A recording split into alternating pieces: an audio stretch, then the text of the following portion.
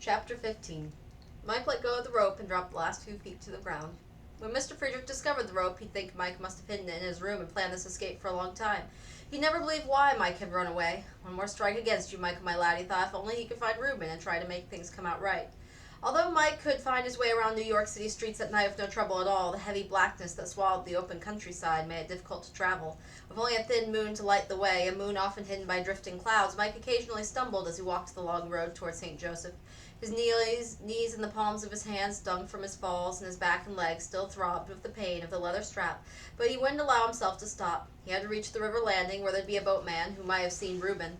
Thankfully, his eyes grew accustomed to the darkness, and he was able to pick up the pace, even though he had lost any notion of time. It was still before dawn when he reached the house on the outskirts of St. Joe, and as he passed the first ones, Mike began to run toward the river. There were lights in the water and men moving about, although most of the stern wheelers were moored. The Missouri River was treacherous, even in the daytime, Reuben had told Mike. At night it was even worse, a deep, dark ribbon of hidden logs and rocks which could rip out the bottom of a large boat. Light spilled from some of the buildings near the landing, and from the nearest one came voices raised in loud laughter and piano music. Mike stopped under its swinging, creaking sign as he saw a group of men approaching from down the street. He went to meet them, calling, "Have any of you gents seen a man called Reuben Starkey?" Two of the men shook their heads. "Who's he?" he muttered, but a short, wiry man said, "Haven't seen the man, but I've been hearing things about him." Mike let out a sigh of relief. "Do you know where he is?" It was hard to keep from grabbing the man's arm with his eagerness. The man chuckled and elbowed a companion in his ribs. "Depends what story you want to believe. I heard tell Starkey vanished, and word is he was murdered in cold blood." As Mike groaned, the man said, "On the other hand, a couple days ago someone told me he just talked to Starkey." "Who was it? Where was he?" "I don't recollect," the man said. "I just remember he said Starkey told him he was headed upriver." The men, impatient to be inside the saloon, edged past Mike, who hesitated, wondering where to go next. He had turned his back to the door when suddenly a voice spoke so close behind him he jumped. "Watch where you're going, boy." Mike stumbled aside to let the man leave the saloon, but a hand clamped on his shoulder and he cried out, "What's this? The Kelly boy!" A face leaned down to peer at his own, and Mike groaned. "Mr. Crandon." "Trying to run away, are you?" Mr. Crandon demanded. "No," Mike insisted. "I came to try to find Reuben." A few men had joined, curiosity in their eyes, and Mike looked at them pleadingly. "Have even one of you seen Reuben Stark? He works in the flatboats." But they shook their heads. "I have to find him," Mike cried out. "A likely excuse for running off in the middle of the night," Mr. Crandon said. "Well, you won't find me as lenient toward your shortcomings as the Friedrichs have been. Come with me." He gripped Mike's upper arm and almost jerked him off his feet. Where are you taking me?" Mike stammered. "Since neither the Marshal or McNair's in town, I'm going to turn you over to Mrs. Banks, who can see with her own eyes how wrong she's been to trust you." Mike gasped with relief, but then knew that Mr. Crandon had misinterpreted it when the man smiled smugly and gave a satisfied grunt. He pulled Mike down the street to a nearby hill. Mike had to run to keep up with Mr. Crandon's long steps, but he went with the man willingly. Catherine Banks would understand. If anyone could help, she'd be the one. They reached the top of the hill before Mr. Crandon stopped, puffing and coughing and wheezing for breath in front of the short flight of stairs that led to a trim clapboard house facing the river. Not releasing his grip on Mike for a minute, Mr. Crandon climbed the stairs and pounded his free fist on Catherine Banks' front door. It took a few minutes before the light moved behind the windows, and Catherine called out, "Who is it?"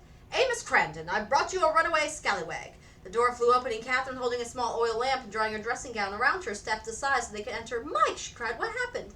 "I was trying to find—" he began, but Mr. Crandon interrupted. "Oh, he'll have some tall story to tell you, I'm sure. But the fact is, he was running away, trying to cross the river, no doubt." He gave Mike a shove forward and stepped back to the door. "I have no more time to waste in this affair," he said. "The boy's in your hands now. The sooner you send him back to New York, the better it will be for all of us." He slammed the heavy door as he left.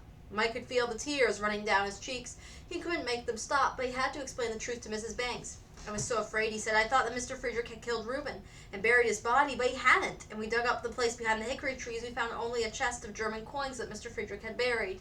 Catherine moved toward him. "Oh, poor Mike," she said. "Look, you're bruised. Your hands are bleeding. Come in the kitchen with me. Here, I'll light another lamp." Mike backed away from her. "Please let me finish the telling," he said. "The men called Ned and Tom said they'd come back to Mr. Friedrich's farm with the Marshal, and there'd be more places to dig up and search for Reuben's body." He paused and took a deep breath. "Don't you see, Mrs. Banks? I know now Reuben has gone to the Missouri River, and if I find him and bring him back to St. Joe, no one will suspect Mr. Friedrich. If I can't find Reuben, I've caused more trouble than I ever thought of in my whole life."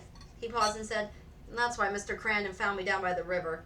Catherine put down her lamp, knelt, and enfolded Mike in her arms. As she stroked his shoulder, he couldn't help but crying out from the pain. She rested back on her heels. "What is it, Mike?"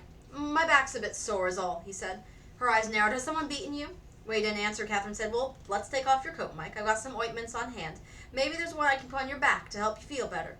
Mike took off his coat, and Catherine cried, "There's blood on your shirt." She climbed to the kitchen and tenderly removed the shirt. With a cool cloth, she sponged the raw spots on his skin and lightly rubbed them with the ointment. During the process, she didn't say a word, but when she finished and stepped away to wrap Mike in a clean shirt of her own, he could see her eyes glittering with angry tears.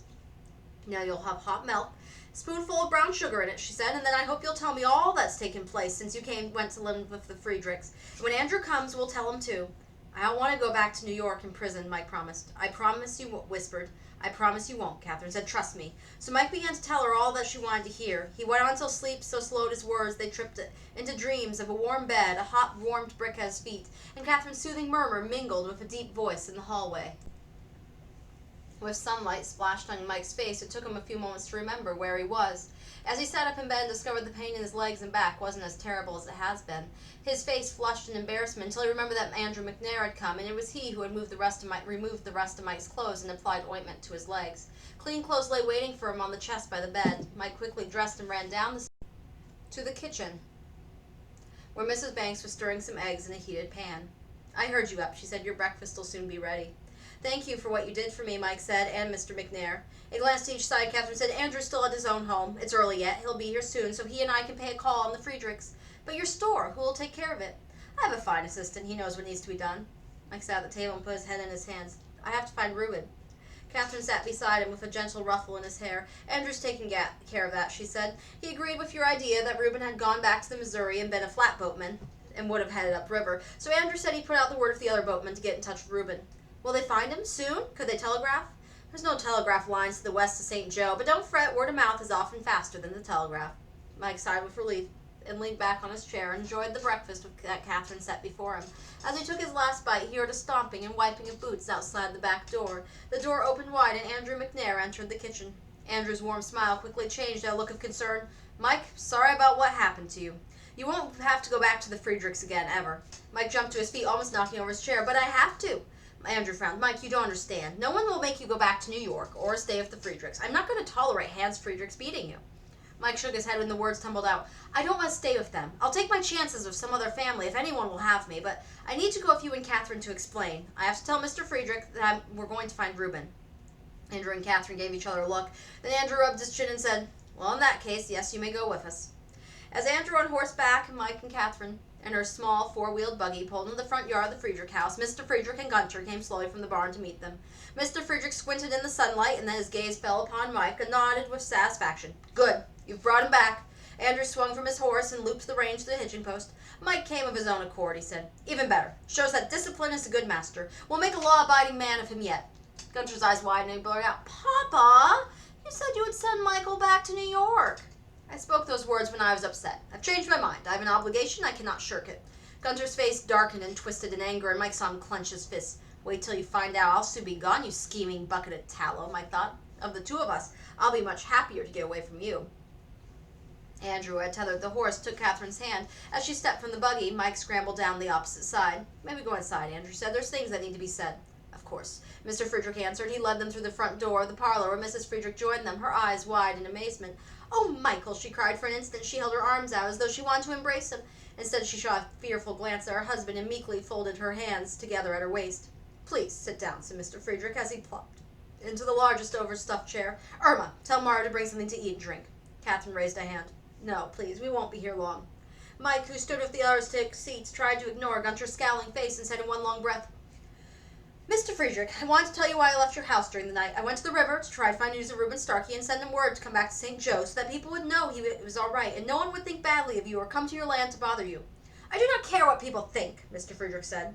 But I do, Mike said. Mr. Friedrich looked puzzled and asked, why should you care? Mike wondered himself why he felt paid for Mr. Friedrich, but he did. I'm sorry about Ulrich, he said. Ulrich, he shamed me. He did the wrong thing as I did, Mike said, because he was trying to feed you. Mr. Friedrich staggered on his feet and paced like from one end of the room to the other. Ulrich was a thief. He liked being a thief. Because he was clever and was not caught, he stole more than we needed. You've seen the money.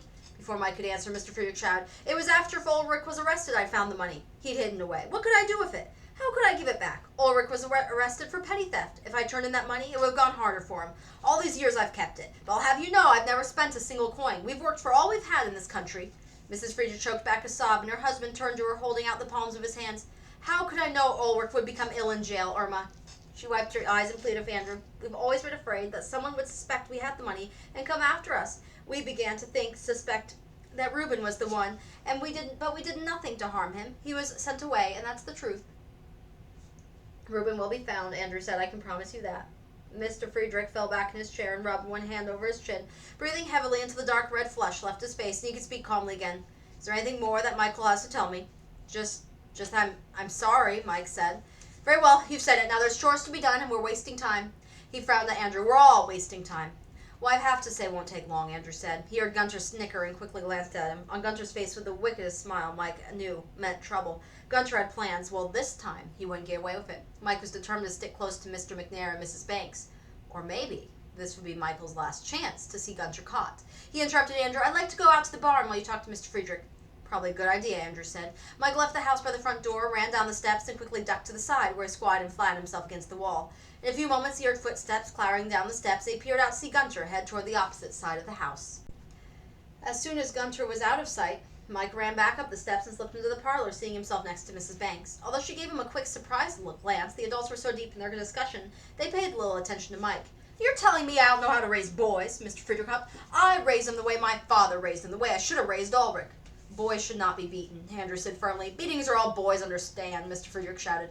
Obviously we don't agree, Mr. Friedrich, Andrew said. I can't allow Mike to stay with you. He can gather his things together and we'll take him with us to town. There was a commotion in the kitchen, which Mr. Friedrich ignored. 9. We have an agreement. The committee. Just as Gunter slammed down the hallway, yelling, Papa, come quick. Michael set fire to the privy. I saw him. He set fire and ran. And by this time, he was inside the parlor, gripping the door frame and wheezing heavily. I saw. He managed to get out before he looked directly at Mike. How could this be? Michael's been in here with us. Mrs. Friedrich gazed at Gunter in astonishment. For an instant, there was shocked silence, and then Gunter shouted, I don't want him to live here. I don't need another brother. When Ulrich was alive, he was the most important just because he was first. And Michael, you give him special treats. Gunter stopped suddenly as though he remembered something and mumbled, the privy really is on fire. Everyone ran through the house and out the kitchen door to join Marta, who had already beat out a small blaze that went under the outhouse where an obvious pile of small sticks and leaves lay.